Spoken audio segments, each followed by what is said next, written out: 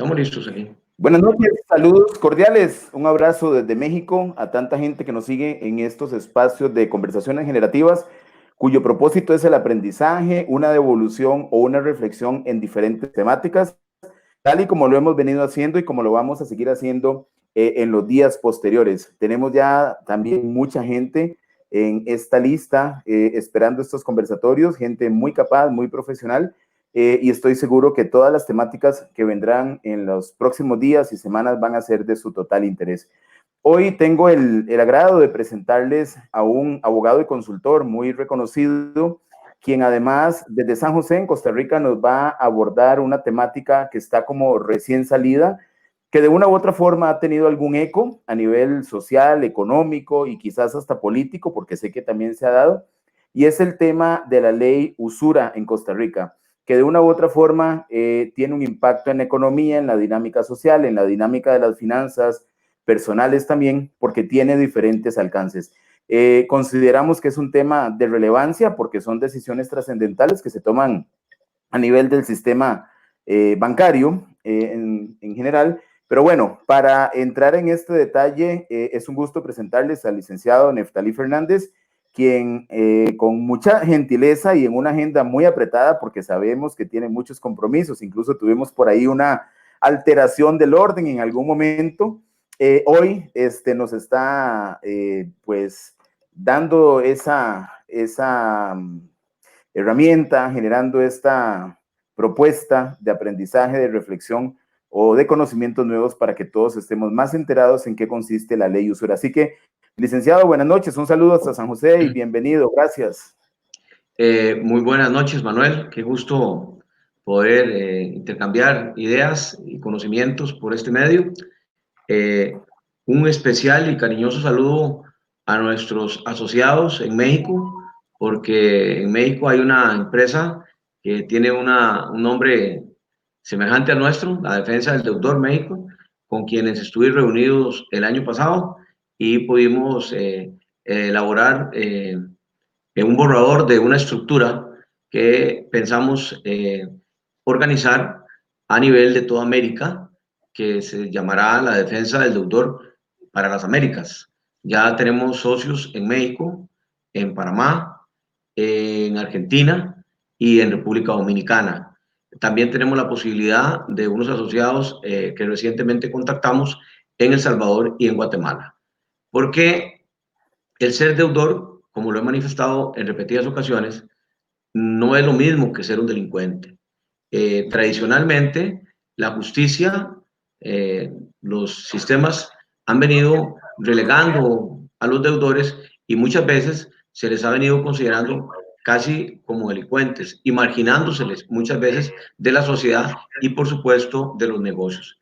Porque es una realidad que la mayoría de personas, independientemente del lugar donde se encuentren, su nacionalidad o su condición, en su carrera por la vida, van a verse en una situación de deudores. Van a tener que acudir a un ente financiero, a un banco, a una empresa, a una cooperativa, a una asociación solidarista, etcétera, para solicitar un crédito con el cual van a permitir desarrollar su proyecto de vida, su proyecto de vivienda, su empresa, sus inversiones, sus negocios. Entonces es usual que las personas en cualquier parte del mundo, y ha sido así tradicionalmente desde la antigua Grecia, la antigua Roma, Babilonia, etcétera, donde se generaron las primeras negociaciones comerciales y los primeros títulos de garantía, pues que el ser humano tenga que acudir ante una persona, sea física o jurídica, que tiene recursos, vende un servicio y puede de esta manera conseguir un crédito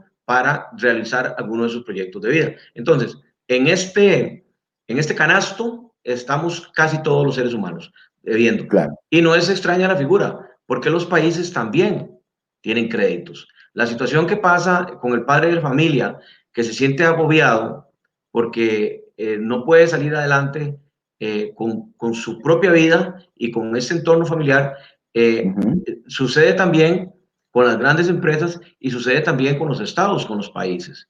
Por eso el Fondo Monetario Internacional y otras organizaciones, Banco Mundial, etcétera, financian a los estados para que al igual que un banco nacional o una empresa nacional puede financiar a un padre de familia para que desarrolle su proyecto, una institución de carácter internacional viene a financiar a los estados, a los países, para que terminen sus proyectos de desarrollo a nivel interno de cada uno de esos países. Es una... Vamos a ver si ahí estamos. Se nos fue un... Vamos a ver. A las Licenciado, personas ¿nos físicas, escucha? Se nos fue un momentito, pero creo que ya volvimos a sincronizar. Vamos a ver.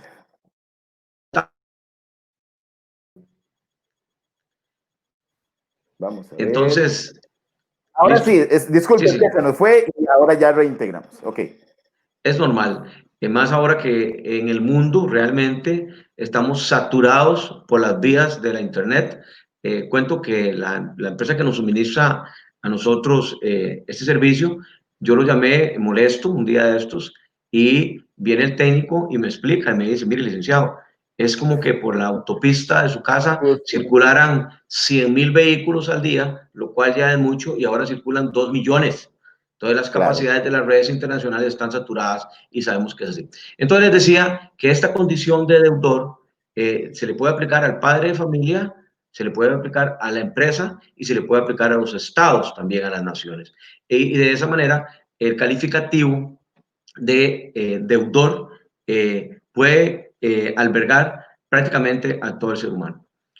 En esta relación, en donde hay dos posiciones, la posición del acreedor y la posición del deudor, históricamente se ha venido generando una posición de dominio, de poder, de parte de la persona, empresa, institución, digamos el acreedor, que es el que tiene recursos para financiar a aquel más débil en esta operación que viene a generar, a solicitar el crédito. Se daban en las antiguas culturas los créditos con desplazamiento.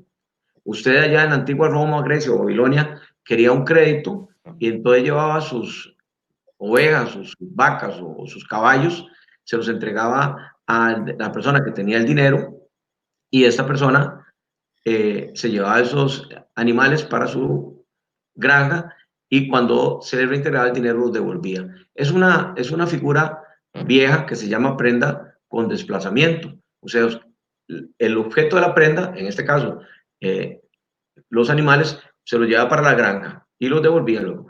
Claro que mantener esos animales en buen estado era un problema y más se veían atrasos.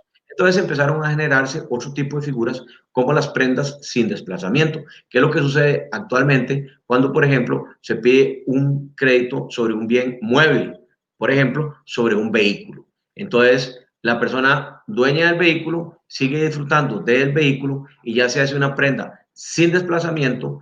En nuestro país se inscribe en el registro nacional, hay un registro específicamente de prendas donde se hace la anotación, se hace la inscripción correspondiente y se publica que ese vehículo tiene una prenda, pero es una prenda con desplazamiento, o sea, sin desplazamiento, o sea, la persona puede seguir utilizando el vehículo. Figuras parecidas suceden con las hipotecas, donde más bien lo que genera la responsabilidad recae sobre un bien inmueble, sobre una propiedad, sobre un edificio, sobre una quinta, sobre una fábrica. Entonces, esa es otra figura que se conoce tradicionalmente como hipoteca, que son los créditos tradicionales. Luego vienen otro tipo de créditos nuevos, leasing y otro tipo de figuras modernas. Una de ellas tiene que ver con las tarjetas de crédito, las famosas tarjetas de crédito, que es donde vamos a ir aterrizando, porque ahí es donde se viene a dar con mayor evidencia la parte en la cual se configura una adhesión a un contrato y se establecen claramente las cláusulas de usura, las cláusulas abusivas mediante las cuales esta parte, que es el proveedor de la tarjeta de crédito, un banco, una empresa que genera la tarjeta de crédito, se aprovecha de su condición y de la necesidad, la inexperiencia, las malas decisiones, la falta de formación financiera del deudor. Es se le otorga en condiciones muy favorables.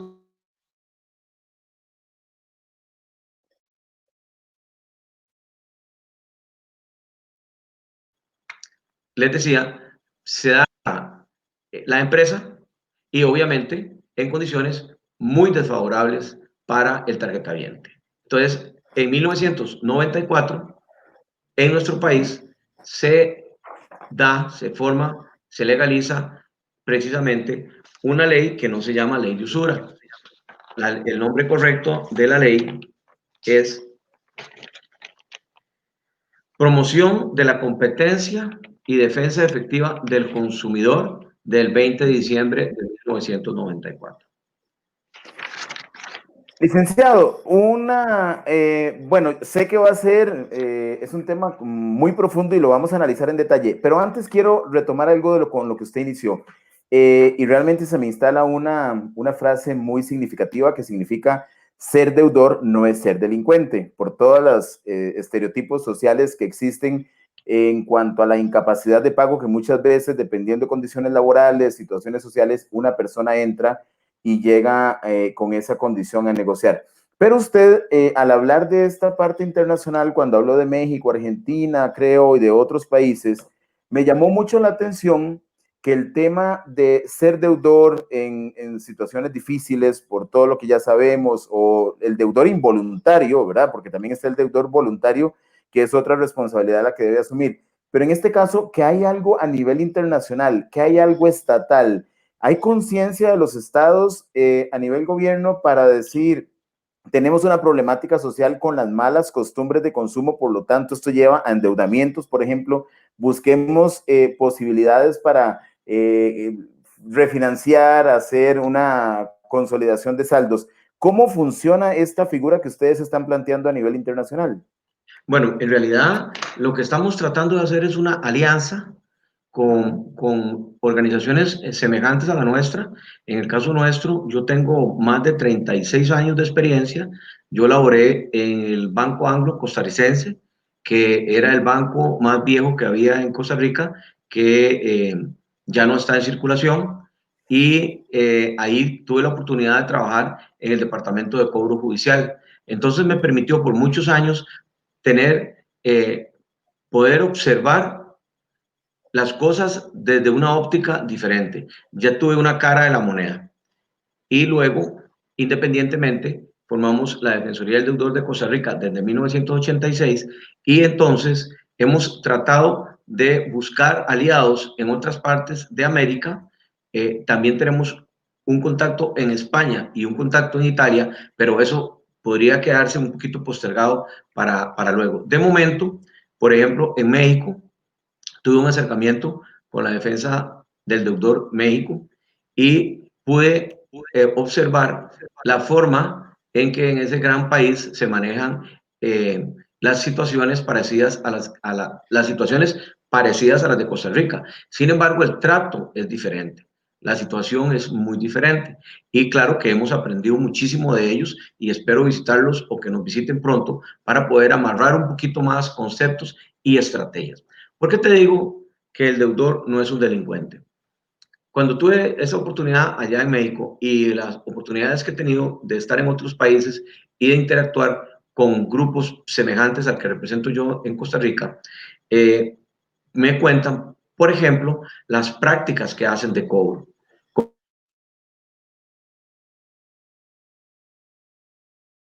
Vamos a ver. Sigue el tráfico lleno en el... A ver, a ver. Fónico, o sea, el acoso puede ser. Licenciado, se nos está cortando un poquito. No sé si me escucha. Y una, generan una gran presión. Sigo en el hilo, ahí yo me acomodo. Ok, ok. Generan una gran presión para los deudores. Por ejemplo, en Costa Rica, hace unos 20 años, las empresas de cobro contrataron dos enanitos, dos pequeños, dos personas de muy baja estatura, muy pequeñitos, gorditos. Y ellos iban elegantemente vestidos con traje, con instrumentos musicales, tamboras, instrumentos musicales, y llegaban a la casa o a la empresa, a su trabajo, y le hacían una fiesta ahí, le hacían una bullita y era público y notorio que ellos eran cobradores. Entonces, eso lo que hacía era que generaba una expectativa pública, o sea, como llamamos en Costa Rica, le daban color de que estaba debiendo dinero y muchas personas se sentían presionadas por la difusión que estos muchachos, estos señores estaban haciendo y corrían a pagar. Se da actualmente todavía el acoso telefónico, la presión por teléfono, mediante la cual se dicen muchas cosas que no son ciertas, se presiona, se generan trampas, se induce a los deudores a errores. Costa Rica. En otros países pasa, y me cuentan testimonios de los mexicanos, por ejemplo, que en algunas oportunidades las prácticas llevaban a que los acreedores presentaban en el barrio un gran cartel o un gran rótulo que decía, por ejemplo, aquí vive el señor XX apellido YZ, es un ladrón, no nos paga la deuda desde tal fecha, cuídense, en su barrio vive un ladrón. Y pegaban estos carteles, estas información en los barrios, con lo cual también se le generaba una gran presión al deudor y corría a pagar. Son una serie de prácticas que se dan y estamos terminando de investigar un poco qué se da en otros países, pero se pensaba, se creyó, se interpretó muchas.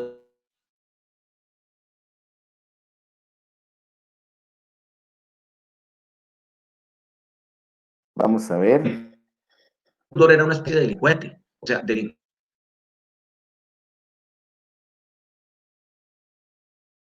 A ver. Vamos a ver. les decía,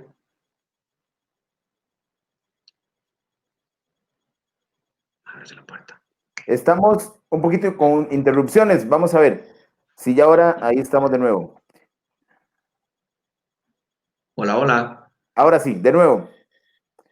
Habíamos quedado que en el barrio o en la colonia se ponía la manta diciendo que el vecino era un ladrón y que este tipo de prácticas de acoso también se hacen, entiendo, en Costa Rica desde la parte telefónica, diciendo cosas que no Sí, son. Por ahí vamos. exactamente. Sí, la persona que solicita un crédito puede ser una persona, un profesional, claro que sí, pero generalmente se dan circunstancias de necesidad, ¿verdad? Se dan criterios de oportunidad y en muchos casos de ignorancia. Entonces, al final, he de decir con mucho orgullo que en mi despacho yo tengo clientes que son profesionales y muchos son abogados, porque como todo, se refiere a una especialización en la materia.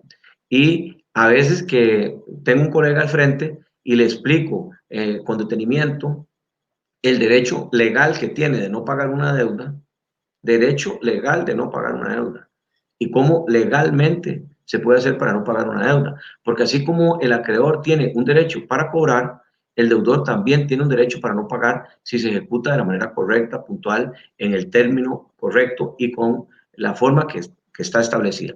Entonces, se creyó, se interpretó socialmente que el deudor venía a ser como un delincuente. Entonces, en el caso de que pongan una manta, por ejemplo, el vecino no interpreta diciendo qué barbaridad, qué abuso, quitemos esa manta, sino que va a decir don X es un ladrón porque no paga. Sabiendo que esa persona que está juzgando, el vecino probablemente también debe la refrigeradora, la pantalla, la lavadora y tal vez tenga una tarjeta de crédito o deba la casa, está en un fideicomiso pagando su condominio o su carro. Okay. La sombrilla que cubre a los deudores es universal. Casi nadie se escapa de estar ahí en esa sombrilla y casi todas las personas tienen deudas. De una u otra forma, están pagando su escuela, su universidad, están pagando sus electrodomésticos, están pagando su casa, están pagando su vehículo, están pagando su edificio, etcétera, etcétera, etcétera, etcétera. Esta situación se venía dando ya, por lo menos en Costa Rica, con una situación crítica desde hace algunos años. Se incrementó en el 2019. Ya considero yo, y lo dije, que estamos viviendo una pandemia económica. Estamos hablando de octubre, noviembre y diciembre del año pasado. Con la situación que se dio este año con el COVID-19, la situación de los deudores se agrava muchísimo, en un 2000%. ¿Por qué? Porque hay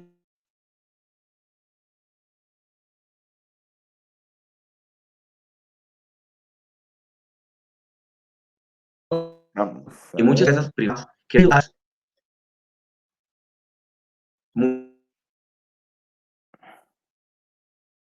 A ver. no, y Licenciado, estas, perdón, se interrumpió un poquito y quedamos que se agrava en un 2000%.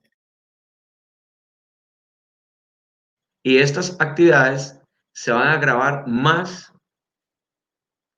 se van a agravar más con lo que está pasando por las medidas sanitarias que lógicamente tienen una prioridad. El bienestar público, tiene, la salud pública tiene una prioridad por encima de los intereses particulares de las gentes que tienen que salir a trabajar. Entonces, esta ley de usura viene ahorita a caer como cuchillo en mantequilla para de una vez limitar aspectos que en la ley de 1994 estaban expuestos, estaban regulados, pero de una manera incierta. No se habían fijado límites en varios extremos puntuales. Un extremo puntual tiene que ver específicamente con los intereses. ¿Qué quiere decir esto? Que las instituciones que prestaban dinero no tenían un límite para fijar sus intereses. Y las empresas que generaban o generan tarjetas de crédito podrían interponer, plantear el interés a su conveniencia. No había un límite. Entonces, los créditos en tarjetas de crédito fundamentalmente ascendían hasta una tasa súper exagerada de un 60% de interés anual. Quiere decir que si usted tenía una tarjeta de crédito de 10 millones por año, tenía que pagar 6 millones de intereses. Pero además de que no existía un tope sobre el interés, tampoco existía un tope para el cobro administrativo. Entonces, las empresas montaban toda una estructura amparada a que las personas se atrasaban y consecuentemente cada vez que le llamaban por teléfono, le mandaban un correo o hacían alguna gestión, le podían cobrar en forma ilimitada los gastos administrativos. De tal manera que cuando usted creía que se estaba poniendo al día con la tarjeta de crédito, realmente lo que usted estaba haciendo era pagando intereses atrasados y cubriendo parte de los gastos administrativos. En consecuencia, las tarjetas de crédito no se pagaban nunca, porque es una bola de nieve que se incrementa y se incrementa y se incrementa.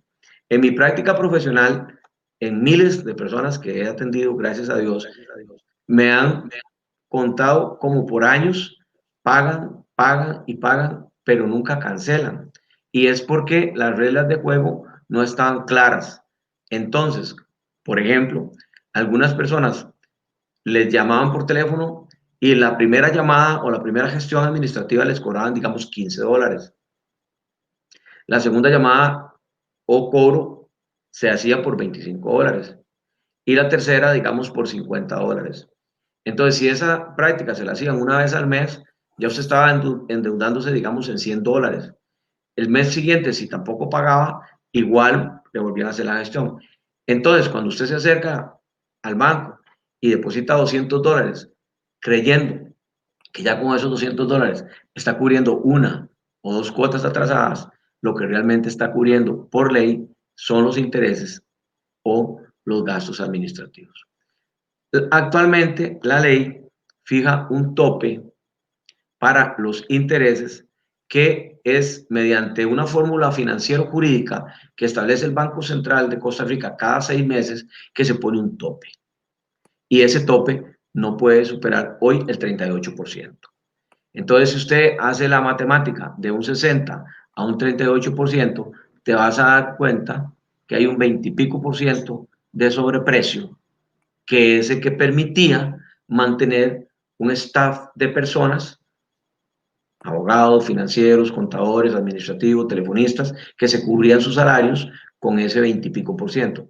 Pero si además usted podía cobrar en forma ilimitada por llamar por teléfono, por mandar un correo, por hacer alguna gestión de cobro administrativo, entonces ese 20 y pico por ciento más ese parámetro no inexistente para cobrar los gastos administrativos podría generar todo un aparato de cobro, todo un aparato administrativo, que hoy por hoy algunas instituciones en el país cerraron de facto. Mira qué curioso, porque cuando se me consultó sobre esta ley, yo hice una publicación o me entrevistaron para hacer una publicación sobre esto mismo, pero ningún medio lo quiso publicar. Entonces yo hice un Facebook en la página nuestra, en Facebook nuestro, un jueves. Digamos que es coincidencia. El jueves expuse lo que tenía que exponer de una manera un poco más airada que ahora. Y el día siguiente, el viernes, digamos que fue casualidad, el viernes siguiente una empresa gigantesca de nuestro país cerró 80 y pico mil de tarjetas y suspendió a, no sé, 500 empleados. Un poco de eso estábamos hablando y explicamos que eso podía venir a suceder y sucedió. Nos están dando pelota, nos están dando y le están dando importancia a este tema, porque es un tema que va a marcar un antes y un después en lo que tiene que ver con tarjetas de crédito en Costa Rica.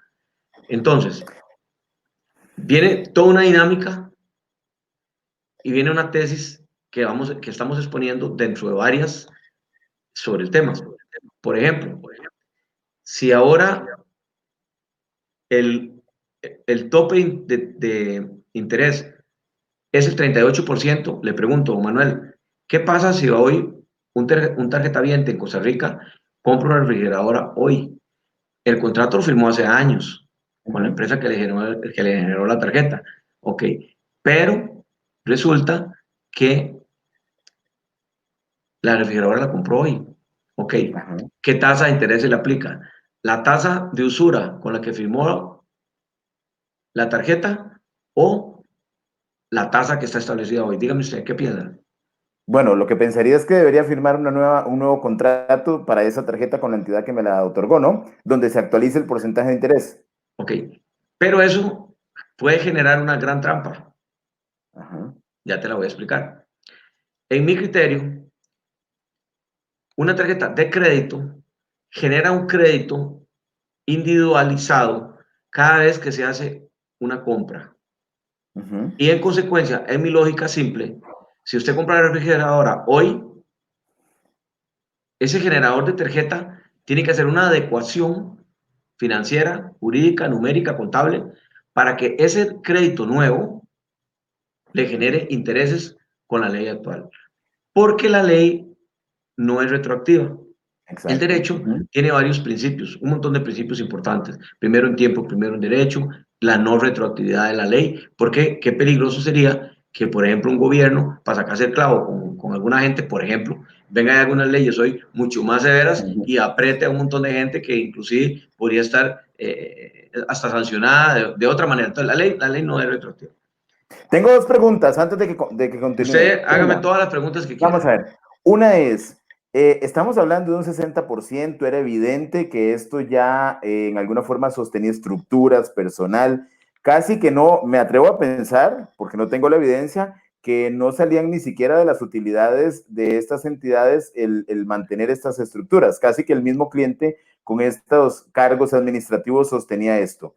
Ahora, siendo tan evidente y siendo tan cruel, ¿por qué entidades como la Defensoría del Consumidor o otro tipo de organizaciones de apoyo a consumidores y habitantes nunca intervinieron esto antes de que saliera algo nuevo como la ley de usura? Y la segunda pregunta es, estoy de acuerdo en que la ley no es retroactiva.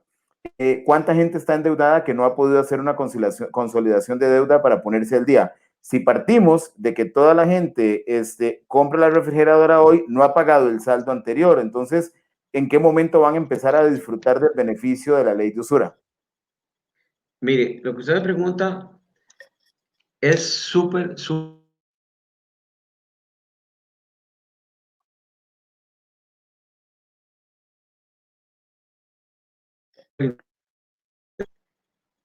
Yo siempre Vamos a ver.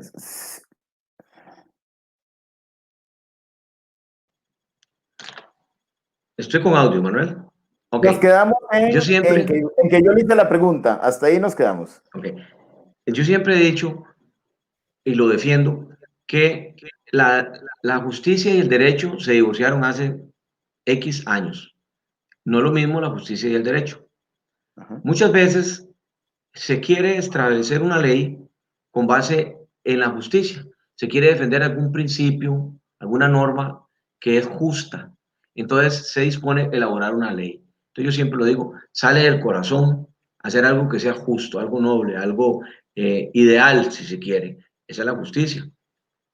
Pero resulta que se pregona eso, se piensa eso, va a la Asamblea Legislativa. Y ahí es otra cosa. Ahí no se razona con el corazón, sino con la cabeza. Y vienen todos los intereses sociales, políticos, económicos y demás.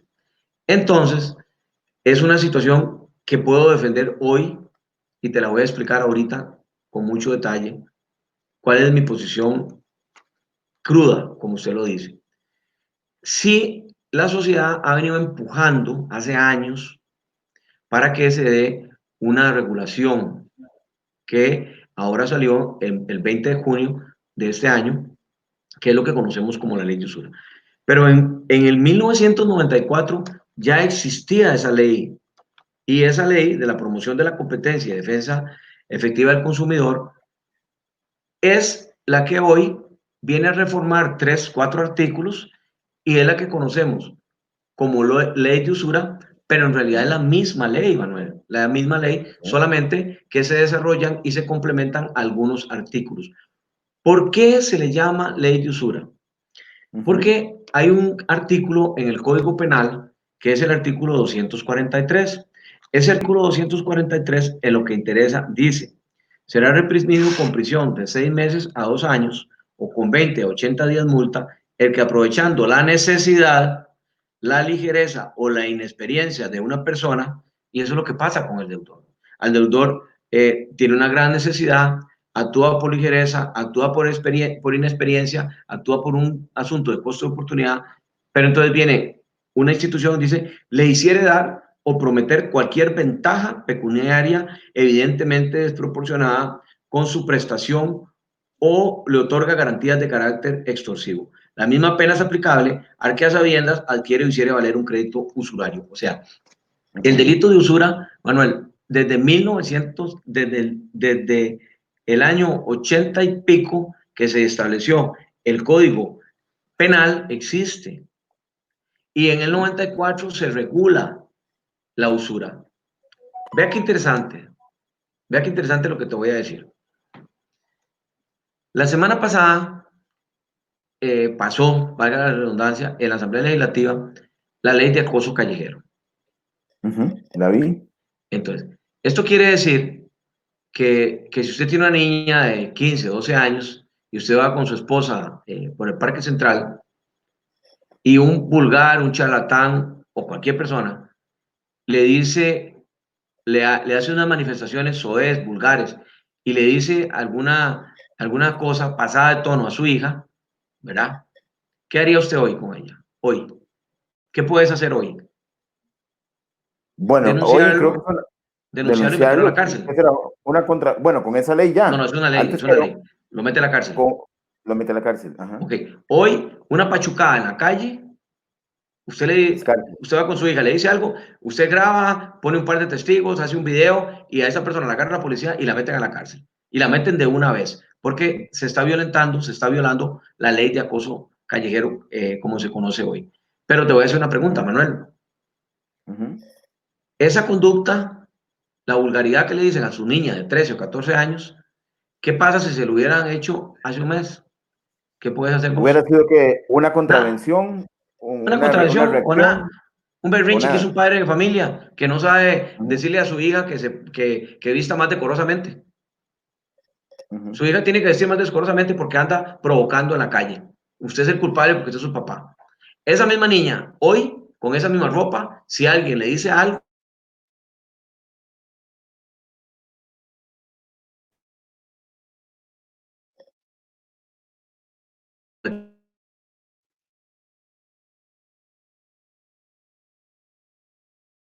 Vamos a ver. uno la... Quedo en el tema. Ahí, de nuevo, va de vuelta. La conducta, eso no es vulgar e inmoral, es la misma conducta hoy que hace un mes. Es la misma. La conducta es la La, misma. la diferencia es lo que está establecido como ley hoy. La diferencia es que hoy, en la Asamblea Legislativa, por fin dispusieron sancionar el acoso callejero. Ok. ¿Y qué tiene que ver eso con lo que estamos hablando? Todo. Tiene que ver todo. La conducta de las instituciones que generaban tarjetas de crédito hace 20 años, 1994, 2004, o sea, hace 20 años que se pasó la ley, es la misma. La conducta es la misma. La usura, esos créditos con esas cláusulas abusivas mediante las cuales desangraban a los tarjetavientes, es la misma. Lo que pasa es que hoy se le puso la cascabel al gato, se regula y consecuentemente con eso es sancionado. Esa forma de esta ley viene a sancionar de una manera muy interesante el delito de usura. Ve qué interesante. Pues estoy dejando guiar, no con el texto como lo tenía elaborado, por lo que vos me estás preguntando, porque voy a interpretar que eso es lo que a la gente más le interesa. Dice el artículo 63 de la ley de usura, que es realmente el complemento de la ley de 1994. Dice, la exigencia de intereses desproporcionados en contra de los límites señalados en esta ley es una conducta constitutiva del delito de usura. Ok, ya sabemos qué es la usura. Cuando usted se aprovecha de la gente, es usura. Igual que si cobra, se hace gastos administrativos muy caros. Ok, ven qué interesante. Dice el mismo artículo.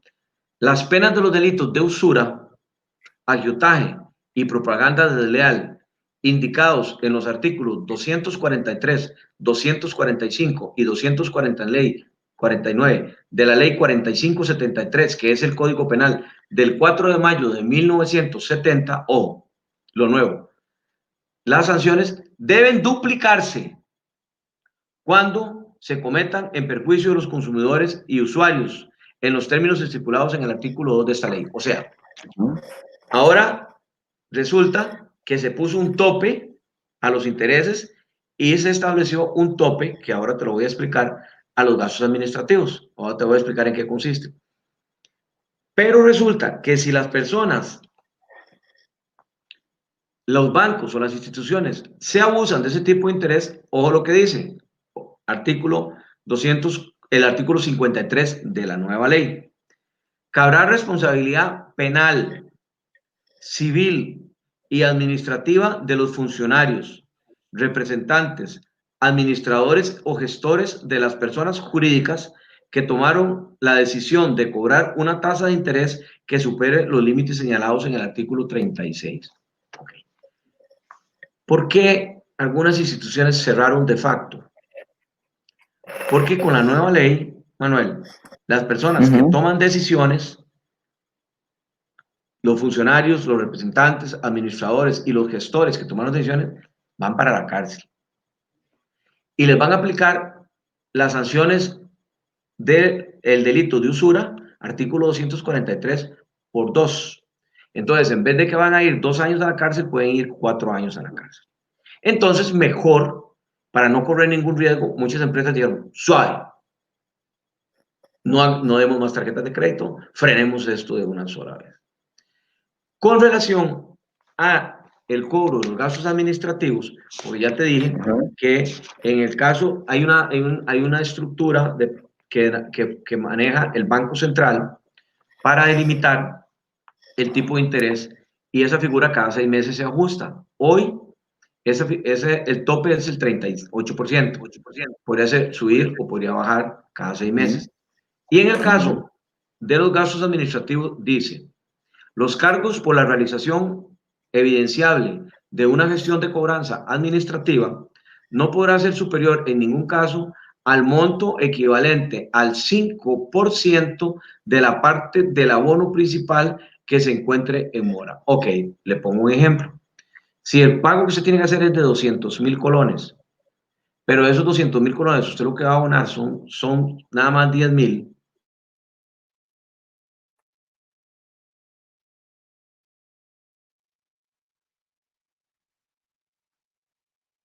A ver. En principio, no.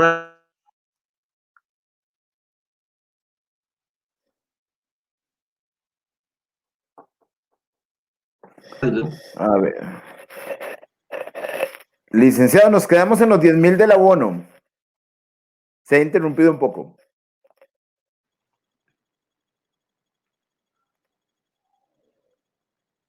A ver, ahí lo escucho. Me guindo. Entonces, el cobro que se puede hacer administrativamente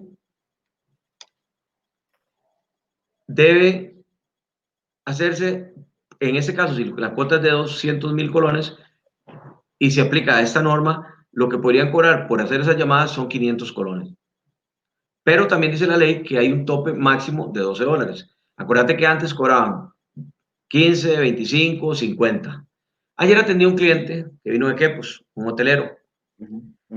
Dice él que mes a mes que se atrasaba y él se iba a poner al día, le hacían un cobro de $500 mensuales por la gestión administrativa. Hoy esa gestión tiene un tope de $12. Entonces, siendo que las circunstancias son así, algunas empresas vienen ahora y prefieren cerrar esos departamentos para no pensar que pueden caer en la configuración de un delito y consecuentemente con eso los puedan meter a la cárcel. Como el tiempo apremia, voy a dar algunos asuntos muy importantes que vos insinuaste o preguntaste. Si usted lo llama unas cuantas por ahí más, que esto okay, está muy interesante. Si usted lo llaman para ir a una... ¿Qué pasa con este montón de tarjetas que pararon, ya no pueden comprar, ya las tarjetas están suspendidas? ¿Qué pasa con esos saldos? Esos saldos... Justamente era una de las preguntas. ¿Cuál es el manejo de esos saldos si se vuelven en incobrables porque fue una decisión, digamos, unilateral el romper el contrato, ¿no? No. Esas deudas son cobrables porque tienen fundamento, tienen como base un documento que generalmente es una letra de cambio, un pagaré o un contrato de tarjeta. Hay una figura legal que le da el derecho al acreedor de cobrar. Pero, como te decía antes cuando empezamos, hay un derecho legal para no pagar. Y es que muchas de esas cuentas están prescritas. Muchas de esas cuentas no hay que pagarlas. El Código de Comercio establece la figura de la prescripción. Hay un capítulo entero que tiene que ver con la prescripción. Prescripción es el derecho que tiene el deudor de no pagar cuando el acreedor en un tiempo determinado no le hace el cobro. Para efectos de las tarjetas de crédito, que tienen fundamento en un pagaré, en un contrato, en una letra de cambio, el acreedor tiene 4 años para cobrarlos. Si en 4 años no las cobra, ya usted no tiene que pagarlas. Legalmente venció el derecho, prescribió el derecho del acreedor para cobrarla. Y en el caso de los intereses, todos los intereses prescriben al año. Esto quiere decir que si usted tiene más de un año de no pagar una tarjeta de crédito, usted al menos puede dejar de pagar legalmente, comillas, se salva de pagar legalmente al menos un año. Pero yo me atrevería a decir, con la experiencia que tengo en esta materia, que un porcentaje muy alto, cuidado, no más del 50% de estos clientes que les están impidiendo hacer compras y les suspenden el contrato de tarjeta de crédito, cuidado, si al menos la mitad de esos créditos están prescritos. Pero la prescripción no opera de oficio. Usted tiene que solicitársela a un juez. Y el juez tiene que decir, sí, mire, la tarjeta de don Manuel Gamboa está prescrito el principal y están prescritos los intereses. Porque todos los días, Manuel, tenemos súper buenas noticias no tengo tiempo. Esta es una resolución de esta semana, esta es resolución de la semana pasada y esta es otra resolución de la semana pasada. En lo que interesa, dice, porque me interesa que vean que lo que digo es cierto. Se levantan los embargos, se levantan los gravámenes. Se levantan los gravámenes, se levantan los embargos. Se levantan los gravámenes, se levantan los embargos y le devuelven plata a la gente. Porque fíjese que a veces, Manuel, el sistema permite que si usted hace a la asesoría correcta, puede lograr que le estén rebajando un montón de dinero, pero si se da, si hay una falencia, si hay una pifia, si hay una deficiencia legal de algunas que hay ahí, se establece la técnica jurídica correcta, eso, Manuel, se convierte en un ahorro obligatorio. O sea, hay ocasiones en que hemos logrado que a la gente que le han rebajado dinero por años, el juzgado se lo devuelva. Porque el hecho de que a usted le rebajen su salario, porque tiene embargado su salario, no quiere decir que ese dinero lo tenga el acreedor, el banco, el tarjetaviente. Ese dinero está en el juzgado. Tienen que darse toda una mecánica jurídica para que ese dinero llegue y aterrice en la gente que le generó el dinero, le prestó el dinero o le dio la tarjeta. Entonces, hemos logrado que se anule todo ese proceso y que ese dinero que está en el juzgado se lo devuelvan a las personas que por años han venido pagando. Tengo una pregunta, licenciado. En esta prescripción donde se convierte, ¿cómo lo dijo usted? Un derecho En legal para no pagar. un derecho legal para no pagar. Comprendo el principio legal conforme usted lo plantea, pero para que un deudor llegue a esta condición, tiene que haber casi una ruptura total, pero mientras esa persona se mantenga pagando, por ejemplo, el pago mínimo, haga alguna gestión, ahí nunca se va a dar esa ruptura que permita que luego se haga una prescripción. Entonces me imagino que no son la mayoría de los casos, ¿o sí? No, es considerable. Pero lo que sucede, Manuel, es que, ¿por qué es un tipo de persona, unas tarjetas que se están suspendiendo y no todas? Porque están suspendiendo las tarjetas a las personas que ya de por sí vienen con problemas de mora. Muchas de esas cuentas están prescritas. Entonces, al acercarse usted sin asesoría al que le genera la tarjeta, van a pedirle que haga un pago, que haga un abono, que firme un documento y probablemente usted va a terminar pagando una deuda o adquiriendo un contrato o recontratando una deuda que legalmente no tiene que pagar. Por eso es mejor asesorarse, porque lo que vemos normalmente o usualmente es que hacemos la investigación y podemos verificar que ese derecho de cobrar ya prescribió. Entonces le podemos decir, don Manuel, vea, ya usted ese dinero no tiene que pagarlo. Vamos a ir al juzgado para que el juez le emita un documento como este que le estoy enseñando acá. ¿Ya? Se ordena la cancelación de embargos decretados de forma interlocutoria una vez firme esta resolución. Igualmente, de existir retenciones salariales, se ordena la devolución a quien corresponda sin necesidad de nueva resolución. O sea, los jueces, aquí está diciendo, se declara con lugar la prescripción del principal y los intereses. O sea, eso existe, se puede hacer.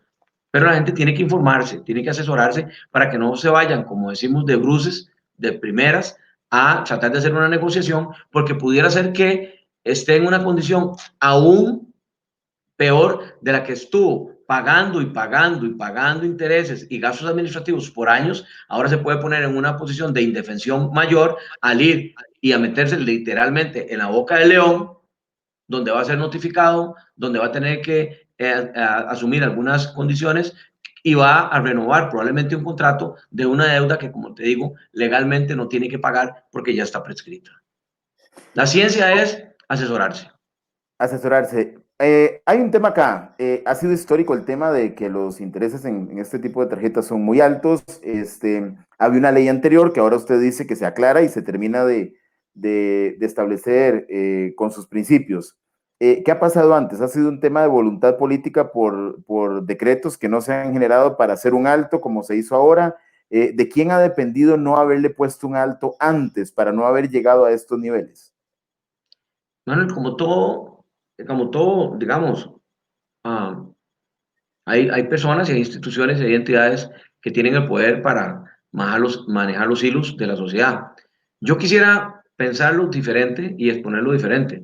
Y es que esas empresas vieron una ventana de oportunidad, un nicho de mercado y simplemente tiraron los anzuelos y sacaron miles o millones de pececitos. Es una situación real. Por supuesto que como todo, hay responsabilidad de todas las administraciones anteriores que no quisieron ponerle un coto, un freno a esta situación, y se ha dado por años, se ha luchado, pero no fue sino ahora que unos diputados con mucha postura de gallina lograron el objetivo, y es sacar ese documento, que tiene sus bemoles también, tiene sus bemoles, y uno de ellos tiene que ver con lo que llaman microcréditos, porque toda esta normativa no aplica para los microcréditos, y para los microcréditos se fija una tasa de interés que está en el 58%.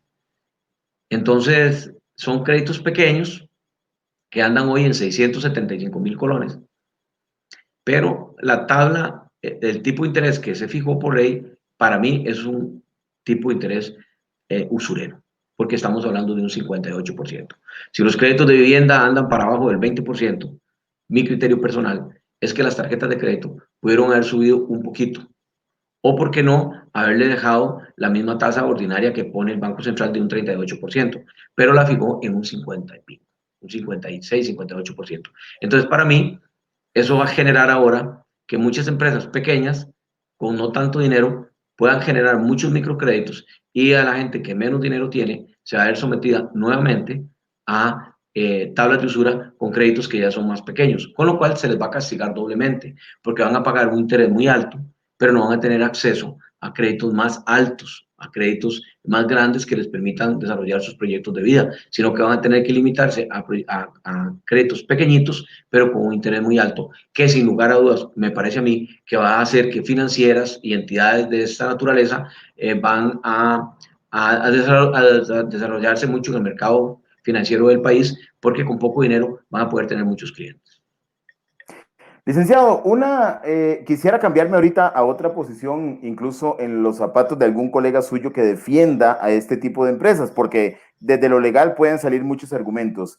Hay algo interesante acá que usted ha descrito muy bien, y es el concepto de usura como delito, lo cual algunas veces nosotros como consumidores no tenemos tan claro, o no sé si será que no leemos la letra menuda del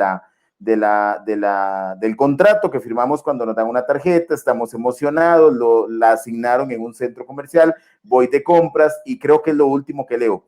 Ahí me parece que también hay un tema de responsabilidad personal en cuanto a plasmar mi firma en un documento donde no me aseguro, y también creo que es un tema educativo en manejo de finanzas personales. O sea, muchas cosas llevan a una persona a estas situaciones realmente caóticas en el tema del manejo financiero, y por supuesto las tarjetas de crédito se han distinguido por ser, digamos, herramientas o rutas que conducen a mucha gente, porque el nivel de endeudamiento es altísimo y las estadísticas que sacan a nivel de endeudamiento país es alarmante. Pero ahora tengo una pregunta. Partiendo de que hay conciencia y voluntad de una persona que firma un documento, ¿cómo puede una entidad que ha otorgado una tarjeta defenderse diciendo, pues yo no le puse un revólver, la persona firmó, fue consciente, disfrutó del bien? Otra cosa es no tener empleo o el tema pandémico, pero desde la parte de la voluntad del ser humano, ¿cómo debaten ellos esto? Que ahorita en medio de esto el cliente no tenía claro como usura hasta que quizás llega a un juzgado. ¿Qué pueden alegar ellos legalmente que les proteja en una posición contraria a la que usted hoy defiende? Mire, Manuel, la posición es muy fácil. Hay toda una estructura jurídica que le da soporte y contenido a los procesos de ejecución. Cuando usted presenta un cobro judicial, se llama procesos de ejecución. Simplemente se presenta el documento y el juez ejecuta. De una vez remata la propiedad, remata el vehículo o embarga el salario. No son procesos de discusión. No es un caso como, por ejemplo, en un accidente de tránsito. Usted tiene que demostrar la velocidad, las condiciones de la carretera, si el semáforo está en rojo, si está en verde, etcétera, etcétera, etcétera. Aquí lo que se presenta es un documento, que es el documento que se firma como garantía o un contrato. El juez valora esa documentación o una certificación de un contador público. El juez revisa la documentación y si la documentación es correcta, ejecuta. Por eso se llama procesos de ejecución. Entonces, los acreedores, los bancos, las empresas que generan tarjetas de crédito no tienen que hacer nada más que ejecutar el derecho. Ya de por sí, el derecho, las normas, los procedimientos, el sistema judicial les da toda la facultad y toda la potestad de cobrar. Te pongo un ejemplo. Usted se casa, se emociona y va con su...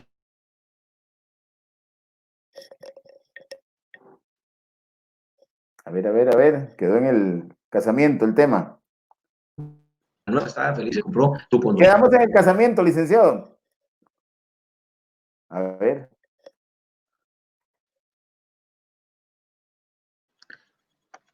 Ahí estamos de nuevo.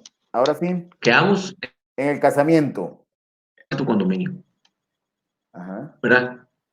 Ok, usted va y se casa y se compra su condominio, y usted tiene una gran empresa y está desarrollándose y le está yendo súper bien y se casó con una doctora, con una abogada, etcétera. Pura vida. Entonces viene la pareja feliz y contenta y le dan un crédito a 30 años. El banco hace una valoración de todas las condiciones de ustedes y les da el crédito.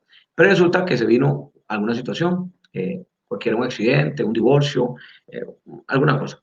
Y usted se atrasa 1 o 2 meses. Entonces viene el banco y tiene el derecho legal, tiene la facultad legal de cobrarle la totalidad de la deuda. Dar por vencido ese crédito, que era 30 años. O sea, uno dice, bueno, me pongo al día. Si el banco acepta, usted se puede poner al día. Pero si el banco dispone lo contrario, le cobran de facto la totalidad de la deuda, aunque en principio esa deuda haya sido elaborada, constituida a 30 años. ¿Qué te quiero decir esto, Manuel? Es que la otra parte es la parte fuerte. Como le explico yo a la gente, aquí es David contra 1000 Goliat, porque está Goliat fuerte, grande y fortachón, y no es uno, son un montón, ¿verdad? Y si a eso sumamos que todo el mundo tiene deudas, a veces las personas que conocen de estos procesos también tienen deudas y dependen, entonces es complicado. Eh, las deudas hay que pagarlas, las deudas hay que pagarlas. Lo que sucede es que la situación de la gente ya venía mal en el 2019. Hay una tasa de desempleo importante. El país, por ejemplo, venía levantándose. Con esto de la pandemia, fatal. Las jornadas laborales se han reducido en muchas veces, en muchos casos, al 50%. Quiere decir que hay gente que sigue teniendo el mismo 100% de gastos o más, porque pagan luz, pagan agua, pagan teléfono, pagan el alquiler de la casa y pagan más comida, porque ahora están ellos en la casa, están sus hijos en la casa porque no pueden ir a la escuela y les redujeron la jornada laboral a la mitad y el salario a la mitad. Los gastos son los mismos y los ingresos son la mitad. Y muchos otros, sobre todo en el mercado informal, no están con trabajo, no tienen trabajo. Entonces, ¿cómo va a salir la gente a pagar sus cuentas? Lo dije un día de estos. Ahorita muchas personas tienen que decidir entre comer y pagar. Y si usted me pregunta cuál es mi consejo, y usted tiene a sus hijos y tiene que darles la alimentación adecuada, al menos 3 tiempos, yo le digo, coma, y después vamos a ver cómo pagamos, porque es una situación real. Eso me va a llevar a generar, ya estamos generando bastante opinión, pero vamos a generar un proyecto de ley para reformar algunos artículos del Código Procesal Civil que tienen que ver con unos abusos que son legales, pero para mí son inmorales, que tienen que ver con los remates, que tienen que ver con las notificaciones, que tienen que ver con los procedimientos, de los cuales en alguna otra oportunidad podemos conversar. Y quiero también proponerle al Estado costarricense, al gobierno costarricense, que decrete una amnistía a nivel nacional en la materia de cobros, para que la gente, por lo menos por lo que va de este año 2020, suspenda los cobros administrativos y sobre todo los cobros judiciales, porque todos los días siguen rematando propiedades, siguen rematando casas, la situación, los procesos judiciales van galopando, día a día siguen atropellando a los deudores. ¿Y cómo pagar si no tenés? ¿Cómo pagar la casa si tenés que...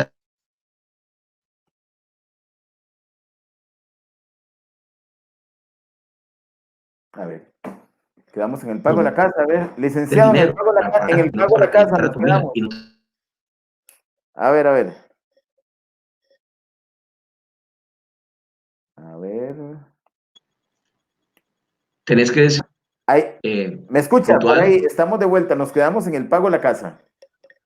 tenés que enfocarte entre si le haces frente a tu responsabilidad financiera o asumir la responsabilidad natural y hasta bíblica de defender tu prole. O sea, ¿cómo hacer? Y mire, Tuve una reunión con una juez de familia por una situación ahí, que un proceso, y ella me manifestó, ella tiene relación con gente de trato social muy bajo, y me dice, mire, licenciado, sé, porque me lo han contado algunas personas muy pobres que han estado en este despacho, que los papás se están quedando sin comer para poder alimentar a sus hijos.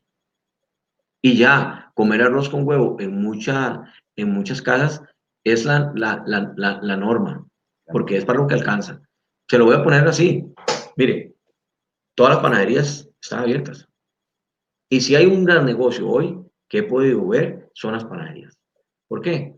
Porque el pan es lo más barato que hay. Usted con un pan y un poco de agua, un pan con leche resuelve en su familia. O sea, lo digo de corazón. O sea, la situación es mucho más grave, muchísimo más grave de lo que se habla. Hay una pandemia económica que se agravó con la pandemia de salud y que va a ponerse peor día a día. Por eso es que ya se están dando manifestaciones públicas. Hoy en la casa de habitación del presidente de la República, yo estoy a 500 metros de la casa presidencial, de la casa eh, donde está el Ministerio de la Presidencia, en Zapote, y ya se han hecho manifestaciones aquí también porque la gente está queriendo trabajar. Está implorándole al gobierno que les permita salir a trabajar, y entendemos y justificamos todas las medidas de salud. Estoy absolutamente de acuerdo con eso, pero estamos con el problema: ¿qué hacemos con dejar a la gente y si la gente no puede honrar las deudas porque no está teniendo ingresos? No se puede trabajar. Entonces, es una situación eh, que vale la pena analizar, y que me imagino yo que solamente Dios tendrá una respuesta, porque por lo menos a mí no se me ocurre ninguna, y no he encontrado a ningún gobernante que haya podido manifestar cómo vamos a salir de esta situación que nos agobia a toda la humanidad. Yo me encargo de lo mío, que son defender a los deudores.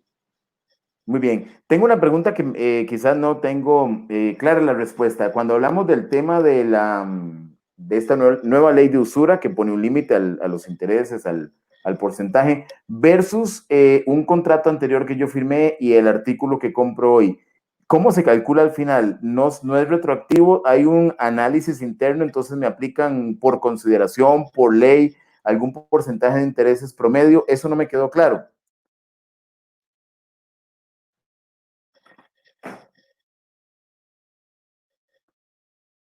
A ver, a La ver. empresa que aquí Se nos fue otra vez la señal. Vamos a ver. A ver, licenciado. estoy en la pregunta. Vamos a ver, en la pregunta. Ok, Si me promedian el interés. un banco que aquí se pronunció hace una interpretación que llaman ellos conservadora, ¿verdad? Y ellos han manifestado que en adelante van a aplicar el interés nuevo, el que pone la ley de usura. En mi criterio, y he leído algunos enfoques de tratadistas y abogados y ex jueces y pronunciamientos que se están haciendo del derecho comparado con España, que eventualmente podría retrotraerse los efectos de esa ley, y algunos hablan de que poner sanciones penales. Yo no iría tan largo. Yo lo que sí creo, y es la posición que voy a defender públicamente y en los tribunales, es que de aquí en adelante las empresas que generan tarjetas de crédito, que por años han venido disfrutando de una condición que es la misma, de usura, que no estaba penalmente sancionada, pero igual que con el acoso callejero, las mismas vulgaridades que hoy son cárcel, hace un mes no eran sancionadas, pero son las mismas. La conducta de usura que hoy se sanciona es la misma que se cometió hace años. En consecuencia, yo considero que estas empresas tienen que hacer un reajuste absoluto, contable, financiero, los números tienen que ponerlos a funcionar de tal suerte que automáticamente deben existir fórmulas financieras, que automáticamente todos los créditos nuevos, la refrigeradora y la lavadora que usted compra hoy, se les tiene que aplicar una tasa nueva, que es la tasa que fija el Banco Central, independientemente de que hayan firmado un contrato antes. Eso no está claro todavía, no está No hay establecido. reglamentación a la ley, no hay reglamentación a la ley, pero ahora van a venir unos que dicen una cosa, otros van a decir otros, ya hay quienes se pronunciaron y manifiestan que esa ley no va a tener efectos, etcétera, etcétera. Los ¿No efectos hubiese son sido claros. lógico que hubiera venido de una vez con la ley? El Sabiendo que hay un reglamento, porcentaje. que hay un porcentaje de gente con contratos de tarjetas establecidos ya con mucha antigüedad. ¿Es algo que ahora hay que volver a trabajar? ¿Por qué no vino de una vez con la ley? No, generalmente no sale ley y reglamento.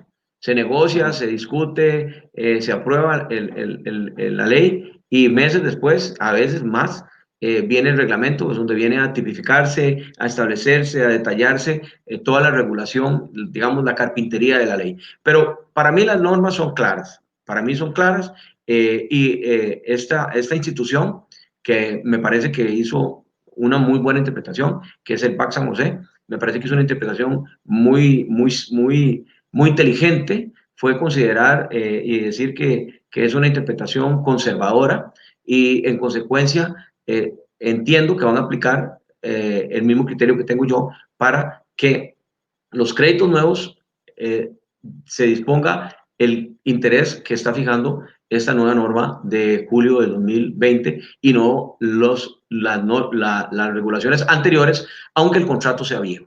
Entonces, claro, eso va a generar toda una cirugía, ¿verdad? Toda una reinvención en estos aparatos porque tienen que reestructurar su aparato financiero y contable para poder hacer esto, llevarlo a la vida real. Yo lo digo de una manera muy fácil, ¿verdad? Digo yo, simplemente tienen que ajustarse al nuevo tipo de interés, al tope del interés. Eso lo digo yo, pero hacer eso lleva una inversión importante.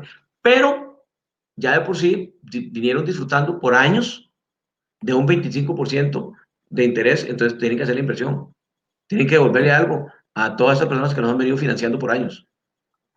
Dos preguntas, licenciado. Se honra la deuda, pero en el caso de esta gente a quienes se les suspendió una tarjeta, que fueron creo que unos cuantos miles por ahí, a partir de las decisiones de un banco, ¿entran en nuevas condiciones para poder honrar esa deuda de una manera diferente? ¿Hay acuerdos de pago? ¿Hay algo que al perder el derecho de utilizar la tarjeta les compense, digamos, esa decisión? Sí, Manuel, pero digamos, se puede ver de varias aristas. Digamos, si fuera si lo queremos ver desde un punto de vista de muy buena fe, pensaríamos que esta institución está llamándolo al deudor para darle alguna facilidad, pero podría ser que no sea así. Y todo lo contrario, esto podría terminar siendo una trampa en la cual usted va a interrumpir el derecho que tiene de no pagar. Porque yo le voy a decir una cosa, la gente va a decir, pero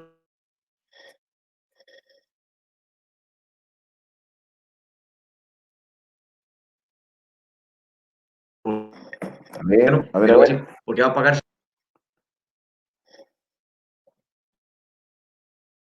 Vamos a ver si ya estamos de vuelta. Ahí, licenciado.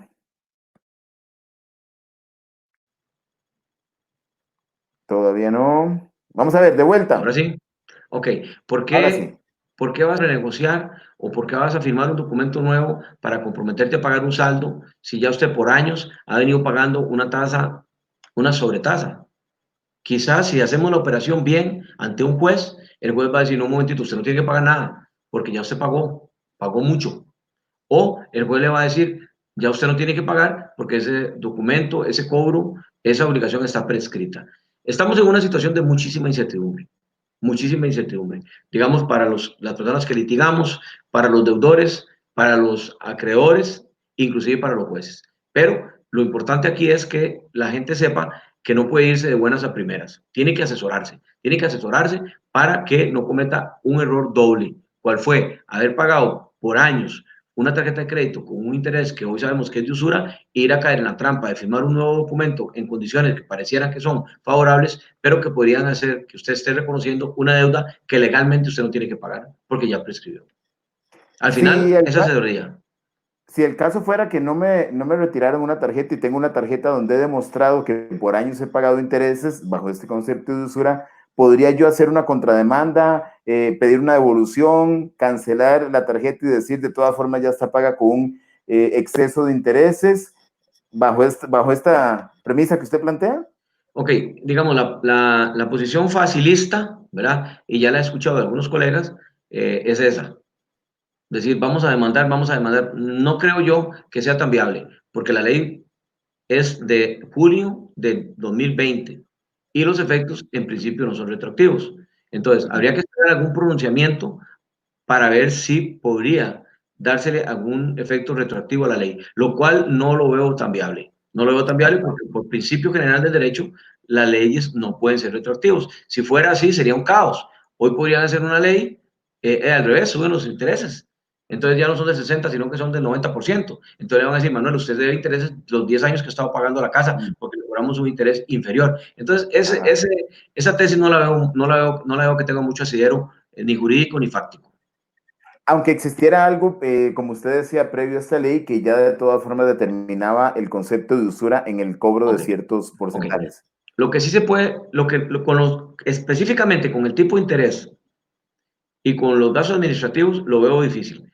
Pero sí hay otro montón o una gran cantidad o posibilidad de demandar a un acreedor por las cláusulas abusivas de un contrato, de una prenda, un contrato o una hipoteca. Porque hay otro tipo de cláusulas que también son abusivas que no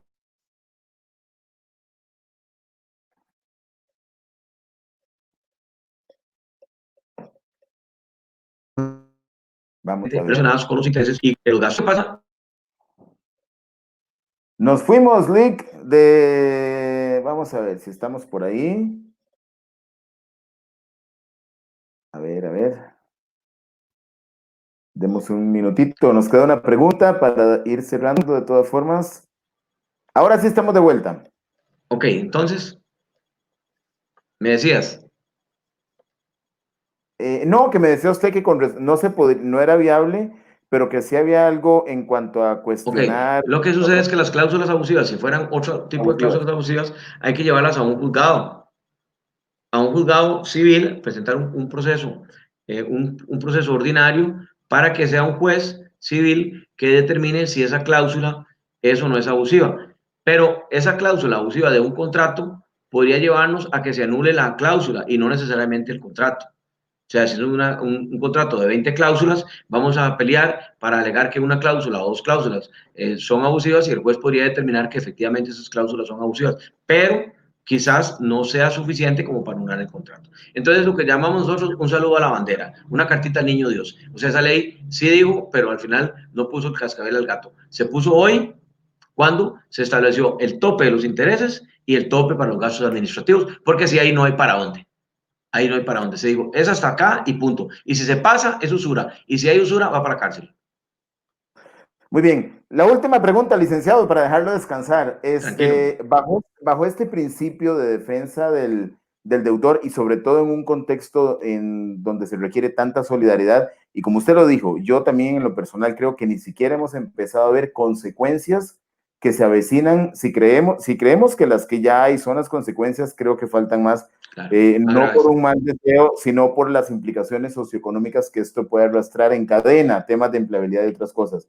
Bajo ese principio solidario de defensa de un deudor que no tiene la capacidad de pago, que es diferente, por estas cuestiones, ¿se escucha algo en el sistema bancario a nivel general? Porque también está no solamente el tema de usura, se hizo por ahí un tema de un plan de contingencia a 3 meses más o menos cuando salió la pandemia no se ha ido y ya están retornando al cobro, pero la empleabilidad sigue bajando. ¿Se ha hablado algo a nivel estatal? ¿Hay alguna propuesta macro entre la banca privada y pública para seguir sosteniendo esta situación tan difícil? Sí, sí, se habla mucho, es tema de todos los días y estoy seguro que los pensadores de los bancos están en eso, ¿verdad? Sin embargo, es bien complicado, Manuel, porque fíjese que las personas a las que les dieron alguna posibilidad de arreglo, amnistía, readecuación de deudas, etcétera, etcétera, son las personas que venían al día en sus operaciones. Pero ya antes de la pandemia venían un montón de personas que estaban en procesos de cobro administrativo o de cobro judicial y a estas personas no les van a dar la mano porque no calificaban para que les ayudaran. Y a las personas que se les ayudaron ya se vencieron los plazos que se otorgaron de 3 meses. Sin embargo, hay otras personas a las que les dieron plazos de 6 meses y más para que puedan buscar una figura financiera que les permita honrar su deuda luego. Una de ellas es que, por ejemplo, las cuotas que no están pagando actualmente las van a pagar al final del crédito. Pero yo le digo, Manuel, no quisiera estar sentado en la silla los presidentes de los bancos, porque es una situación que requiere mucha solidaridad, mucho tener a Dios en el corazón, y no son fórmulas ni legales ni financieras las que nos van a ayudar. Aquí hay algo que trasciende y que tiene que ver más con la solidaridad real que tiene que darse, porque si no, vamos a quebrar al país todos. O sea, ya llegamos a un punto en que se está generando una presión social muy fuerte. Yo lo venía a venir hace días y ya no, la realidad nacional no me quita cualquier duda. O sea, la situación está complicada. La gente está sin trabajo, está sofocada en la casa, necesita hacer algo, necesita salir y necesita trabajar y necesita llevar el sustento a la familia. Y la gente no puede pagar, la gente no puede pagar porque no tiene trabajo, porque no tiene salario. Entonces va a haber que tomar una decisión país que tiene que ver con las deudas y que tiene que ver con los cobros judiciales. El gobierno va a tener que hacer algo porque si no, yo creo que vamos a estar en un caos de dimensiones inimaginables. Sí, se lo planteaba porque ante este contexto, hablemos de quien siempre ha honrado una deuda que no está en intereses de usura, que tiene el crédito de su casita y que con el sustento, con sus ingresos está el sustento y también el pago de la casa, pero hoy tiene que decidir entre el pan que usted decía, porque no es Así es. nada que no sea tan cierto, o el pagar la mensualidad. Y el tema es A o B, no hay un punto medio. Entonces, por No. eso le decía, y el tema es que también se complica más temas de empleabilidad y la parte social. Hoy hablaba con alguien, creo que es un sentimiento a nivel mundo, ¿verdad? Por supuesto, pero hablaba con una amiga de Costa Rica y me decía que hay un ambiente un poquito como de duelo, de derrota, una incertidumbre. Hay algo generalizado que también ya trasciende a lo emocional de la gente y pues eso es parte del equilibrio social y humano. Entonces, ojalá que también dentro de esto, pues no solamente por el país, bueno, por el país, pero también por estas familias que no me imagino, o sea, la situación tan angustiante de tener que enfrentarse es que ni siquiera están los ingresos para pagar la mensualidad de la casa y si llega algo es para comer y la casa no me alcanza, pero siempre he sido honrado y necesito el techo. Es muy complicado, ¿verdad? Creo que es una decisión país, es un consenso también político, económico y sin politiquería intermedia también, porque el tema es el bien común. Pero bueno, vamos a esperar. En ese contexto, Manuel, digamos, hoy, esta semana, me parece que se están dando paralelamente noticias muy buenas. Ya sabemos que algunos países han avanzado en buscar alguna vacuna contra el COVID, y hoy y ayer se estaba anunciando aquí en Costa Rica que el Instituto Clodomiro Picado, que es un apéndice de la Universidad de Costa Rica, ¿verdad? Que es la universidad tradicional aquí, la universidad pública, es un instituto que por años ha desarrollado medicamentos y sueros eh, con una mezcla, caballos, culebras, etcétera. Es una cosa que se viene generando y ahora ha venido a producir un suero que ya lo están eh, manejando para poder contrarrestar los efectos del COVID. Entonces, eso a nivel nacional y a nivel mundial lo que ya sabemos. Yo quiero pensar positivamente y me atrevería a afirmar que de aquí a un mes las cosas del mundo van a cambiar, porque ya están explorándose, están manifestándose en diferentes países alternativas. Entonces yo creo que es una esperanza para nosotros como especie, que la ciencia ya haya encontrado algunas alternativas que se van a empezar a manifestar, creo yo, de manera más confiable como dentro de un mes. Entonces, tocará esperar un poquito más. Espero que el gobierno aquí en mi amado país encuentre algunas alternativas para que la gente se libere un poco de tanta presión social, familiar, económica y podamos esperar lo que pienso yo que va a ser un mes más. Pero sinceramente a este gobierno, como a todos los gobernantes del mundo, que me parece que esto tuvo una manera de manejarse al principio que tenía que ver con el aprovechamiento de las circunstancias, costo de oportunidad, y era como muy político, que Estados Unidos decía una cosa, que China decía otra, que los italianos, que Putin, etcétera. Y aquí también. Pero hoy, como la cosa sabemos que es seria, ya no se puede politiquear con esto, porque la gente se está muriendo. Se está Hasta ellos muriendo y se andan con la mueren. mascarilla. Sí, ya ahora todo el mundo anda con la mascarilla. Los que no querían tener mascarilla tienen que tener. Entonces, yo creo que,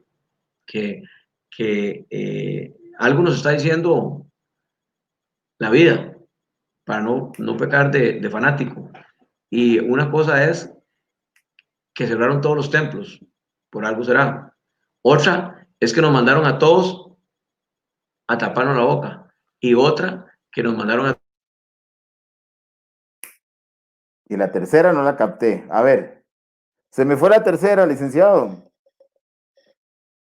Vamos a ver qué. Tenemos que La empezar tercera no a... se fue. La tercera. Tenemos que interpretar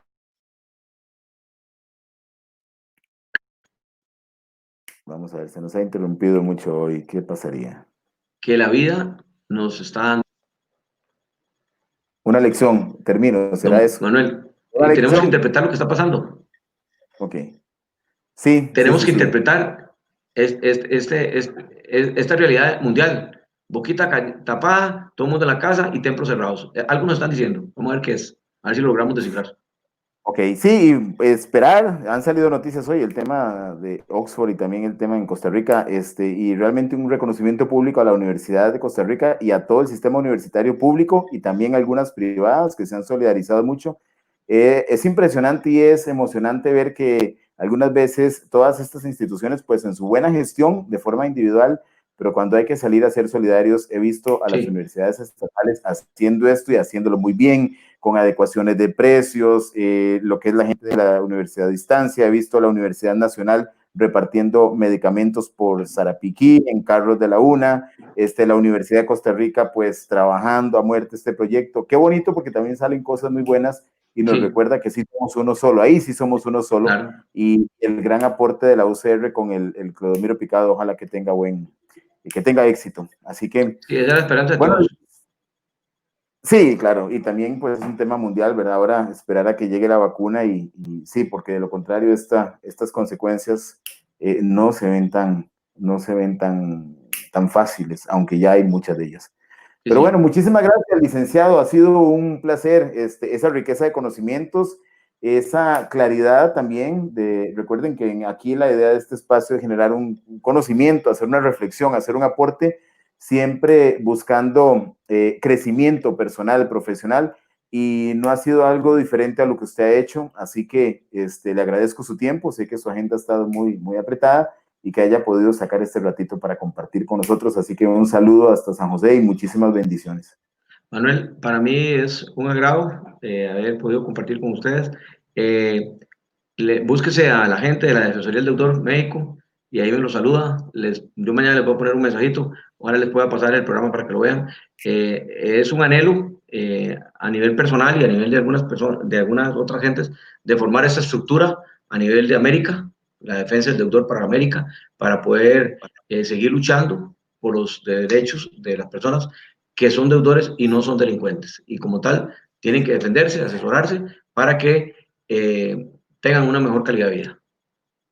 Y ojalá que pudieran incorporar algo en esta propuesta. Necesitamos también los seres humanos aprender a ser administradores financieros de nuestras vidas. Por Un montón supuesto, de estas situaciones por supuesto. se viven por un tema educativo y casi hasta del sistema, ¿verdad? Hay cosas que en la primaria se podrían enseñar, el tema Estoy de la totalmente de educación acuerdo. vial, el tema sanitario. Hoy tendríamos situaciones diferentes si la gente hubiera Sí, aprendido principios sanitarios también desde la escuela, el tema claro, de educación vial claro, y el tema de finanzas personales, que es claro. pero fundamental en la vida de un ser humano. Así que Absolutamente de buenas acuerdo. noches, saludos, un abrazo y muchas gracias. Ok, Y lo vamos a seguir bendiciones. teniendo. Hasta Estamos luego. pendientes. Que Dios lo bendiga. Chao. Muy bien, gracias, igual.